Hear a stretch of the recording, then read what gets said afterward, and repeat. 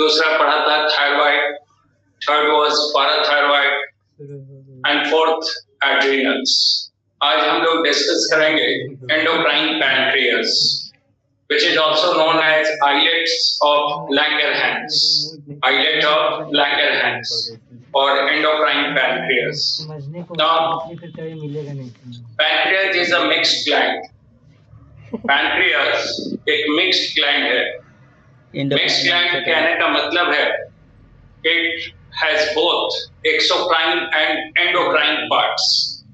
दोनों पार्ट है. Exocrine part जिसमें डक्ट होगा, और हम लोग जानते हैं कि the exocrine part always release the digestive juice. Here the exocrine part contains the pancreatic acini. ये जो स्फेरिकल स्ट्रक्चर्स आप देख रहे हैं, दीज आर पैनक्रियाटिक एसिनाई, और इससे घिरा हुआ अंदर का ये स्पेस आप देख रहे हैं, this structure is endocrine pancreas or islet of Langerhans.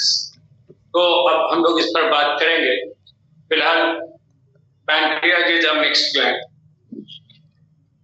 Now pancreas develops as an outgrowth from the wall of the duodenum. Duodenum, which is the anterior part of the small intestine. The small intestine, which is the longest part of our alimentary canal, has three main regions: anterior duodenum, middle jejunum, and posterior ileum. Ileum is the longest part. Here is a duodenum, anterior part. The length of the duodenum is about 25 centimeter. और इसी duodenum से आप देख रहे हैं outgrowth develop हो रहा है, and this outgrowth develops finally into pancreas. Means pancreas is endodermal in origin, because हम लोग जानते हैं कि alimentary canal में foregut and hindgut, these are ectodermal in origin, whereas midgut is endodermal in origin. That's why right from pharynx to intestine कोई भी structure यहाँ से develop हो तो origin होगा endodermal. जैसे हम लोगों ने पढ़ा था thyroid, they develop from the lateral walls of the pharynx, तो endodermal है. Parathyroids develop from the gill slits, they are also endodermal. Adrenal का जो adrenal medulla हम लोग कहते हैं, उसमें तो dual origin था. Cortex was mesodermal because it develops from retroperitoneal tissues, which is actually the mesodermal tissue present in the enteroventral side of the kidney. और दूसरा medulla is ectodermal because the cells which constitute medulla are known as sympathogonia, and this sympathogonia are derived from the neural plate area during neurulation, means during formation of neural tube. So that's why उसका तो एक specific चीज है कि वो dual origin है, cortex mesodermal है और medulla ectodermal. लेकिन यहाँ पे तो बहुत आसान है. अगर आपसे पूछा जाए क्वेश्चन कि पैनक्रियास का origin क्या है, तो सिंपल बात है, ये डेवलप हो रहा है as outgrowth from the wall of the duodenum, and that's why it is endodermal in origin. And position अगर देखेंगे endocrine pancreas का, तो obviously it is present in the fold of duodenum. duodenum के fold के अंदर ही मौजूद है. तो pancreas का जो duct होता है, ये हम लोग पढ़ेंगे digestive system में. हालांकि इस बार सिलेबस में अभी तक क्लियर नहीं है, सीबीएसई बोर्ड में तो नहीं है, लेकिन नीट में आ सकता है. वो देख लेंगे, उसका सिलेबस जब आता है तो फिर क्या होगा. अगर होगा तो डाइजेस्टिव सिस्टम हम लोग पढ़ेंगे, तो देखेंगे कि duct arises from the pancreas is called main pancreatic duct or duct of Wilson, and it joins with the common bile duct which receives bile from the liver. तो लीवर से bile duct आता है, pancreas से pancreatic duct आता है जिसको duct of Wilson भी कहते हैं. दोनों नीचे आके ज्वाइन करता है to form hepatopancreatic duct, and hepatopancreatic duct opens into the duodenum at the junction called ampulla of Wattay, which is also called hepatopancreatic ampulla.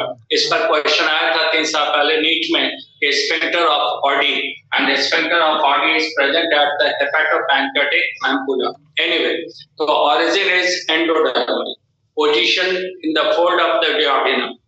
Now, when we consider the shape of the pancreas, आप देख सकते हैं यहाँ पे the shape is fish-like in appearance. Pancreas का जो shape होता है वो मछली के जैसा है.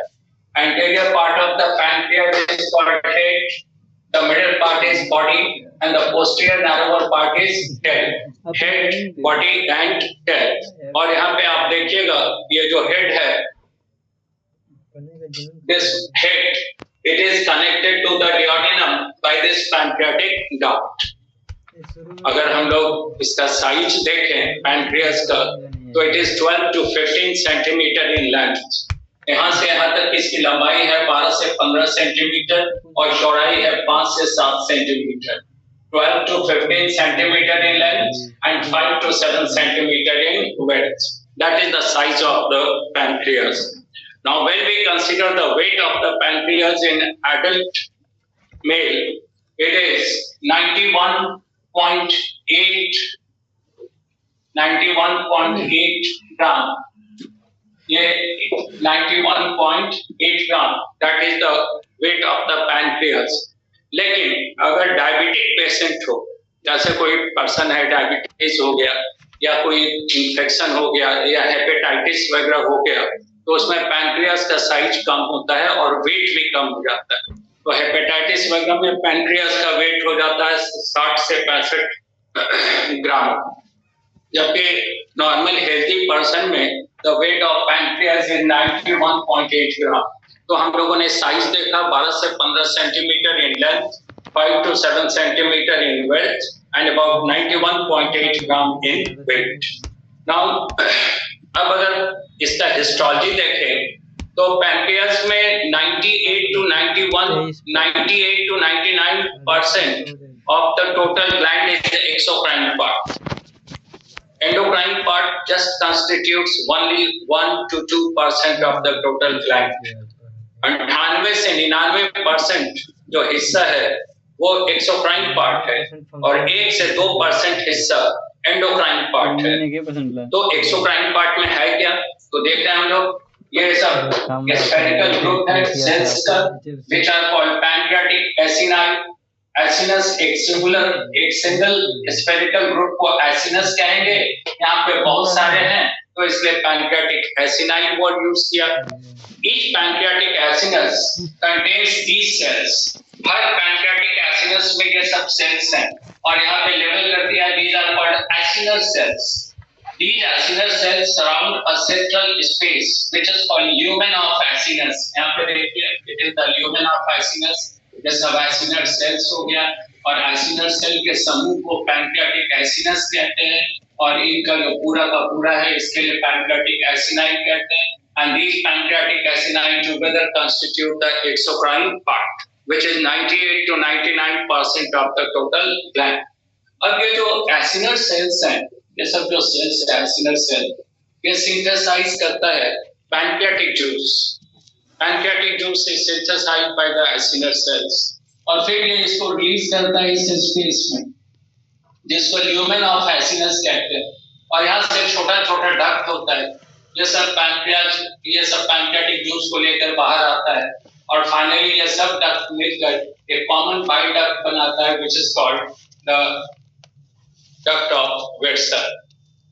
तो ये एक्सोक्राइन पार्ट है पैनक्रियाटिक जूस है जिसमें हम लोग पढ़ेंगे आगे। तो उसमें प्रोटियोलाइटिक एंजाइम है ट्रिप्सिन, उसके अलावा एमाइलेजेस हैं और लाइपेजेस हैं। एनीवे अब हम लोग जो कंसंट्रेट करें वो एंडोक्राइन पार्ट है।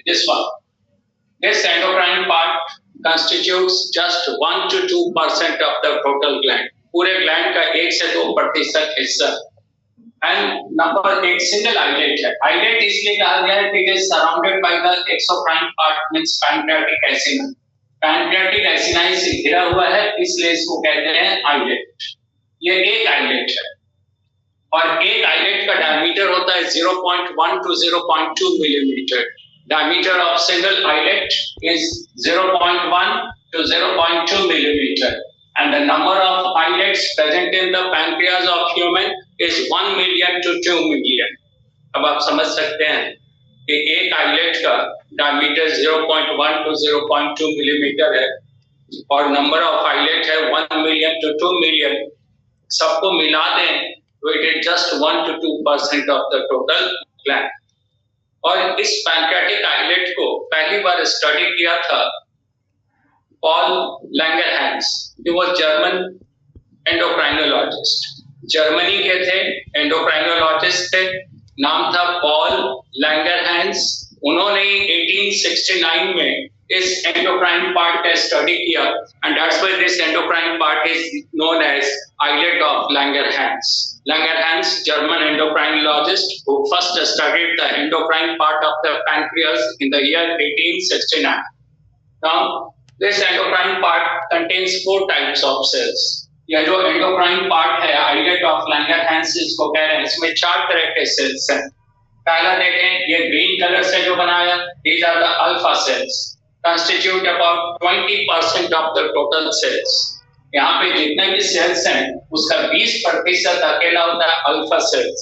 And alpha cells synthesize and release the hormone called glucagon. ये हार्मोन रिलीज करता है ग्लूकागॉन, जो हम लोग डिस्कस करेंगे. ये रेड कलर से जो बनाया है, these are beta cells, constitutes about 70% of the total cells. And the beta cells synthesize and release the hormone insulin. So these two are very important hormones: insulin from beta cell and glucagon from alpha cell.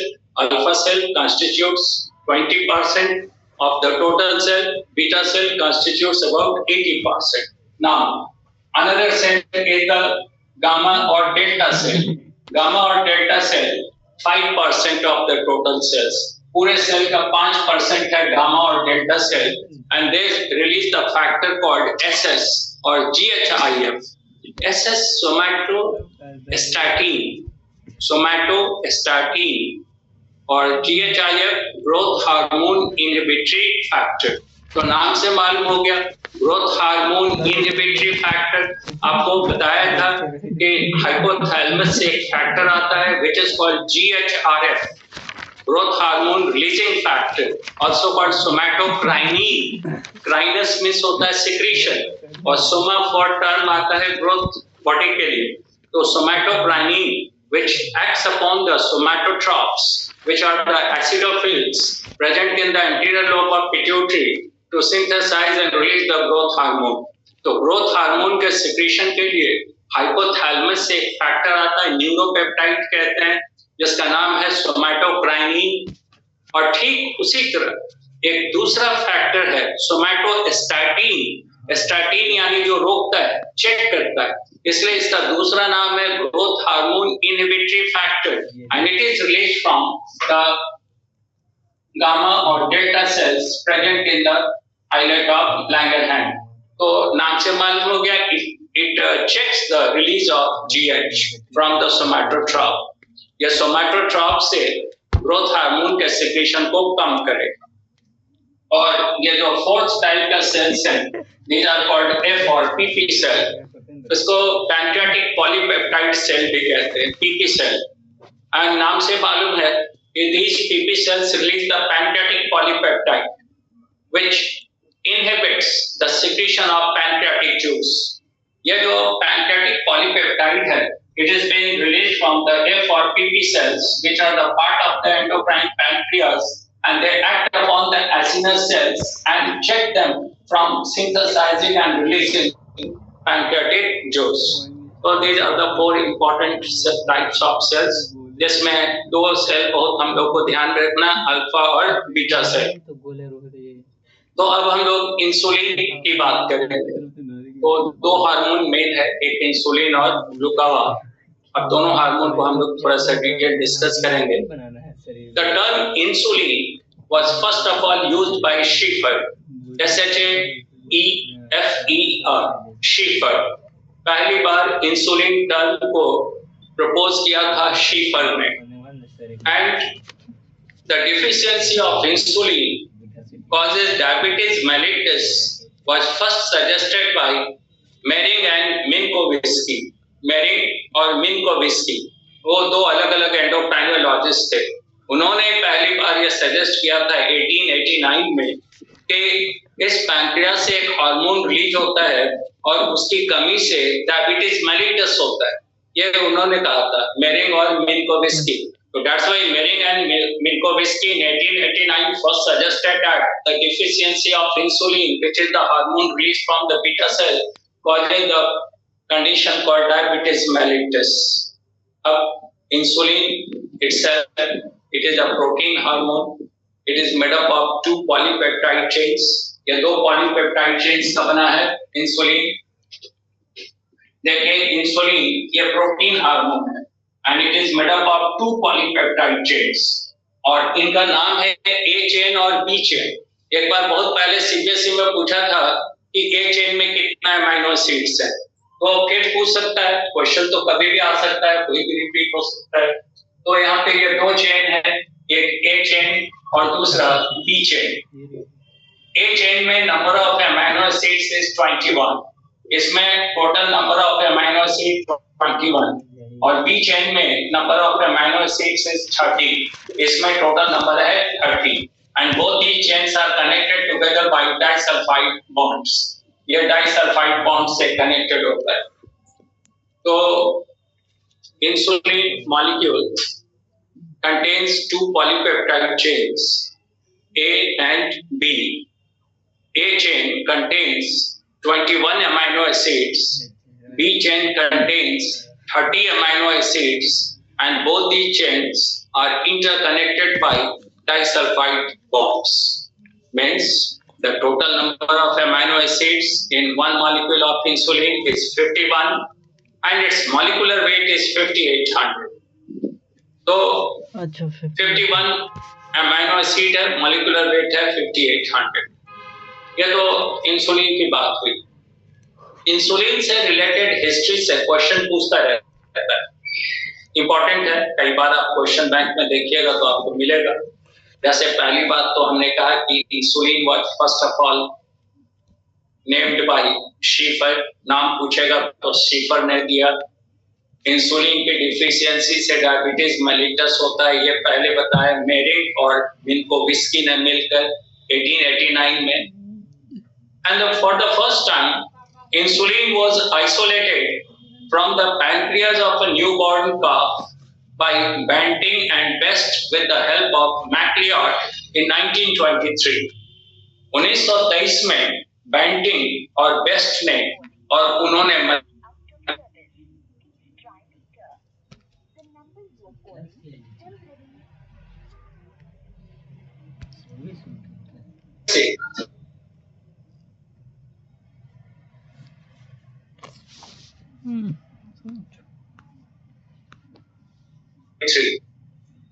तो Banting और best ने मैक्लियॉड के साथ मिलकर 1923 में newborn काफ के pancreas से insulin को आइसोलेट किया और इस काम के लिए बैंटिंग और मैक्लियॉड को नोबेल प्राइज मिला 1923 में. उसके बाद नाम आता है Abel. Abel in 1926 first crystallize the insulin in pure form. Question पूछ सकता है, तो पहली बार इंसुलिन को क्रिस्टलाइज किया, स्टोर किया प्योर फॉर्म में, ये काम किया एबेल ने 1926 में. एबेल. देन नाम आता है सैंगर का. सैंगर का तो 3-4 बार क्वेश्चन आ चुका है मेडिकल में. Sanger in 1955 first studied the molecular structure of insulin of cattle, यानी bovine insulin. Bovine term use किया गया है कैटल के लिए. तो बोवाइन इंसुलिन के मॉलिक्यूलर स्ट्रक्चर को पहली बार डिटेल स्टडी किया सैंगर ने 1955 में, for which he was also awarded Nobel prize in 1958. तो आप देख रहे हैं 3 साइंटिस्ट को नोबेल प्राइज मिला. एक तो बैंटिंग को और दूसरा बेस्ट. बैंटिंग और मैक्लियॉड को आइसोलेट करने के लिए और फिर कैटल के इंसुलिन को, बोवाइन इंसुलिन के मॉलिक्यूलर स्ट्रक्चर को डिटेल जानने में जो रोल था वो था सैंगर का. और उनको भी नोबेल प्राइज मिला 1958 में. इसके बाद इंपॉर्टेंट नाम आता है सान. टी साइलेंट है नाम में, TSAN है, लेकिन प्रोनाउंस करेंगे सान. सान in 1965 first synthesized the humulin.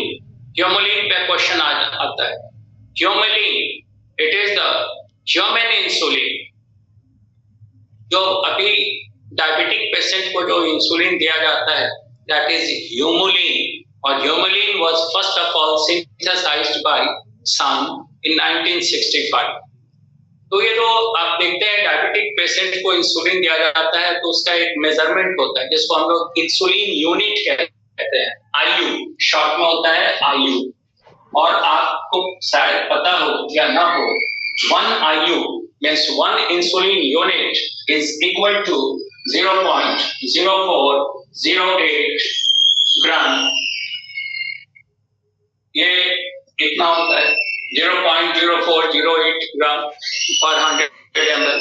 This is the insulin unit. तो डॉक्टर देखते हैं कि ब्लड ग्लूकोज लेवल कितना है और उसके हिसाब से वो तय करते हैं कि इसको कितना यूनिट इंसुलिन देना है। तो हम लोग समझ नहीं पाते हैं कि ये यूनिट क्या हुआ, तो यूनिट हुआ 0.0408 ग्राम पर 100 ml, ये इसका यूनिट। एनीवे, और एक बार क्वेश्चन आया है, नीट में ही आया था, उसमें नीट होता था जस्ट पहली बार जब हुआ था नीट 13 के समय में, तो एक क्वेश्चन आया था उसमें कि which one of the following ion is essential for storage of insulin molecule, and answer was copper. Copper ion के साथ 6 मॉलिक्यूल इंसुलिन अटैच होता है। तो ऑब्वियसली अगर कॉपर आयन की कमी होगी प्लाज्मा में तो इंसुलिन मॉलिक्यूल का डिफिशियंसी हो जाएगा ब्लड प्लाज्मा।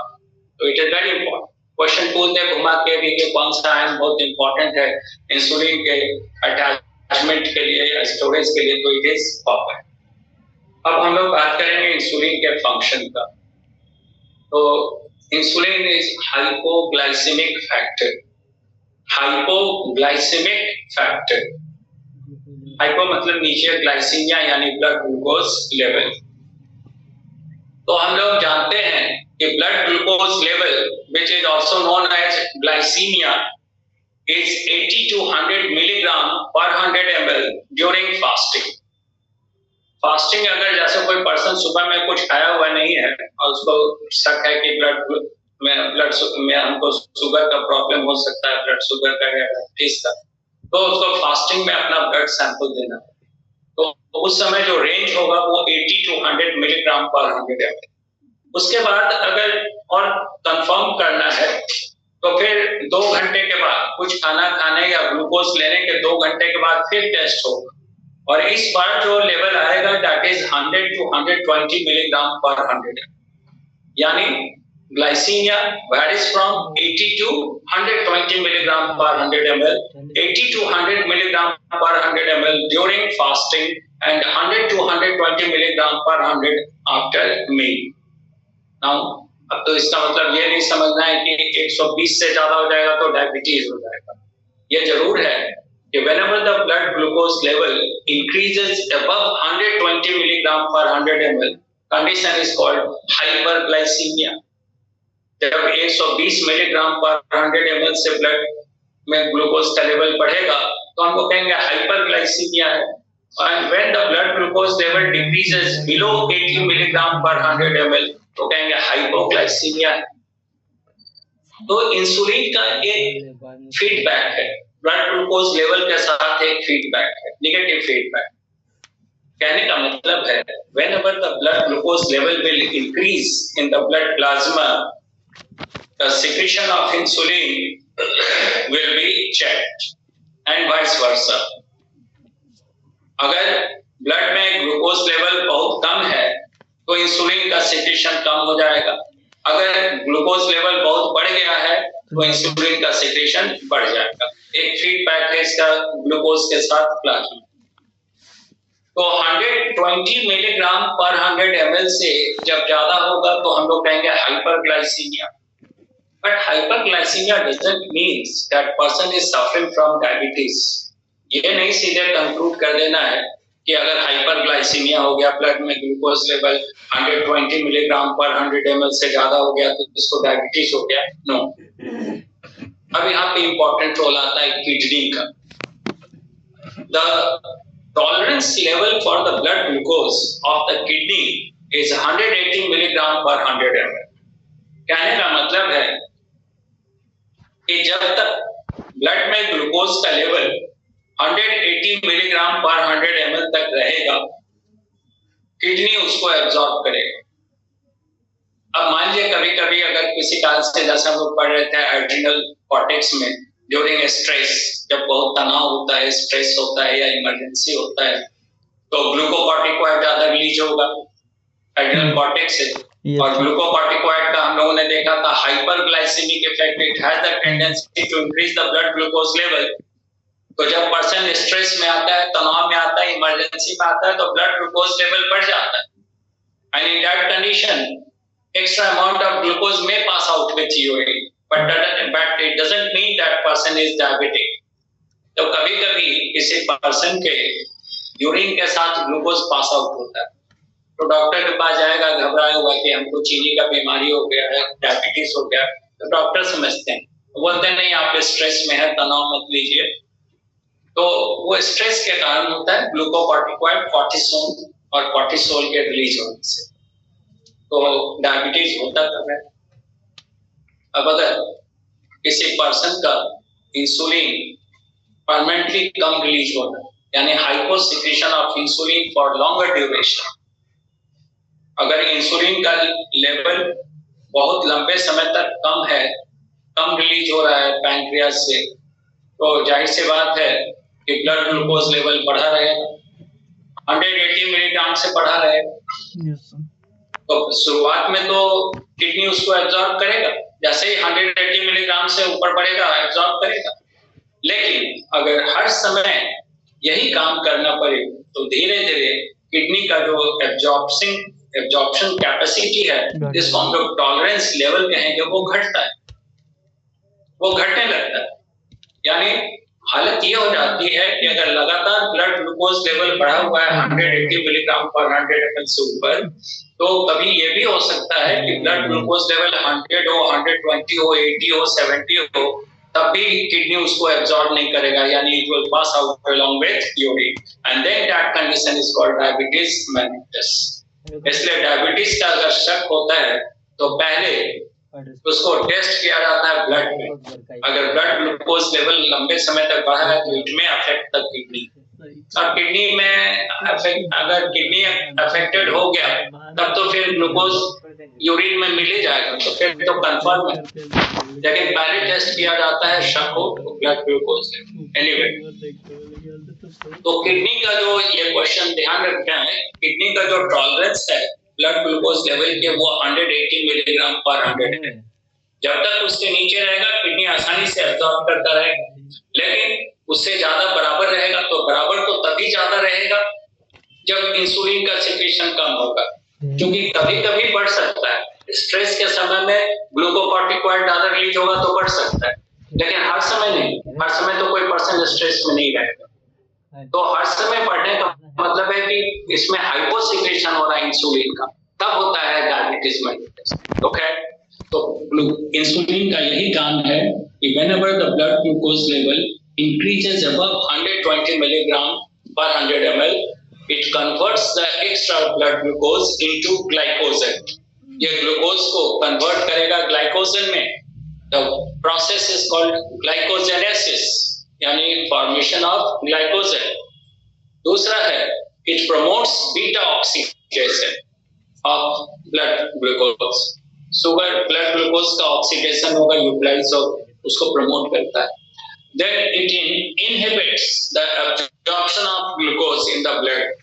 ब्लड में ग्लूकोज के एब्जॉर्प्शन को रोकता है। उसके साथ साथ it also inhibits the gluconeogenesis, means formation of glucose from the sources other than carbohydrate. और इन सब के कारण अल्टीमेटली ब्लड ग्लूकोज लेवल कम रहता है, नॉर्मल रहता है। इंसुलिन का यही काम। अब अगर ब्लड ग्लूकोज लेवल नॉर्मल रखता है तो it also helps in maintaining the osmotic pressure in the blood plasma. Blood plasma का ऑस्मोटिक प्रेशर मेंटेन है। ग्लूकोज लेवल नॉर्मल है तो बीएमआर भी मेंटेन है, तो insulin also helps in maintaining the BMR. BMR basal metabolic rate को भी maintain करता है। Yes, sir. Then insulin helps in maintaining the blood pressure, maintaining the BMR, as well as it also कह सकते हैं कि ये ब्लड ग्लूकोज लेवल को कम रखता है, नॉर्मल रखता है, तो बॉडी के डिफरेंट ऑर्गन्स को डैमेज होने से भी बचाता है, ऑस्मोटिक प्रेशर भी मेंटेन करता है। That is the function of insulin. अब इस पर फिर आगे बात करते हैं ब्रेक के बाद।